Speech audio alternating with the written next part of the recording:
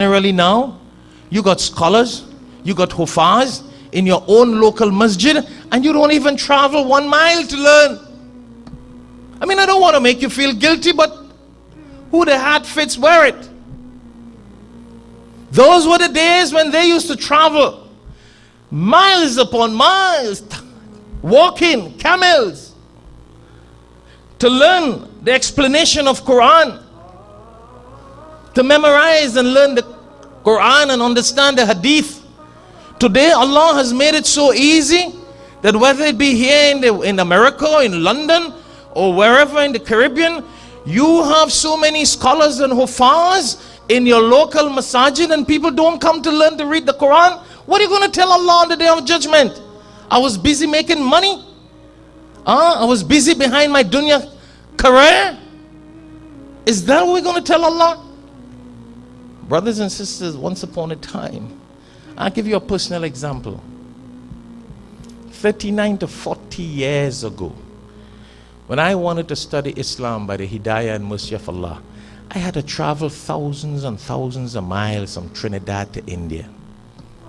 That was, again, when I tell you 40 years, you'll know how old I am. 39 to 40 years ago. My parents, alhamdulillah, are still alive. Ask them. I couldn't even talk to them on a telephone. I never spoke to them on a telephone for all the years I studied. To get to talk to them on a telephone, you had to make an appointment with the principal of the university, and you're in a lineup with the thousands of students when you will get a call. And the amount of money you got to pay for that, you might as well write a letter. My parents are still here. Ask them. Write a letter, they will receive it in 1 month. I will get a reply in 1 month. When I was going to get married and I wrote them to tell them I'm getting married, by the time I got the reply, I was already married. My sheikh said marriage in 17 days. My wife is here, ask her. Mufti Mahmoud Azam of Deoband said 17 days is when I'll be available to do your nikah. That's it. I go by the sheikh and his advice. By the time the letter reached, marriage is also done. Today, our kids, our students, you have so many hufaz in Darul Uloom. You don't send the kids to study. You don't send your children. Yourself don't study. You got motor cars, you got availability, you got gas, you got money. Some of you own the gas stations. And you can't send your kids to study Quran with all these hufaz here? It's disgusting, it's a shame. And then we all make excuses. College, high school, work. What are we going to tell Allah? And I don't care whether it's adults or kids. What are we going to tell Allah when Allah asks us? We didn't know. Allah will say, but I brought so many of the scholars from the east to the west, and I sent from the west to the east, and they studied and came back here, and you guys are just lazy home. It really hurts to know the kind of, these hufaz put aside their time. Teachers sitting to wait for classes, students not coming. You know what it is like? Run a whole system. It happens all over, not here in Darul Uloom alone, all over the place. Yes, you have a percentage who go to learn, but that percentage is nothing in comparison to the quantity that do not learn. And then we practice an un-Islamic lifestyle, and then we want to blame Islam for that. It's we not pondering over these verses of the Quran. We not learning these verses of the Quran. We not making the effort to learn it.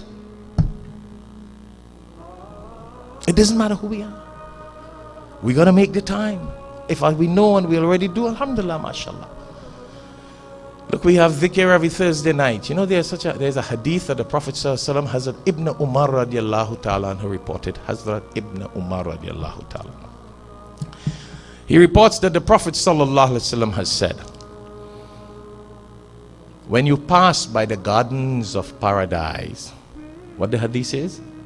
When you pass by the gardens of paradise, benefit from it, take advantage of it. And the Sahaba said, Ya Rasulullah sallallahu alaihi wasallam, what are the gardens of paradise?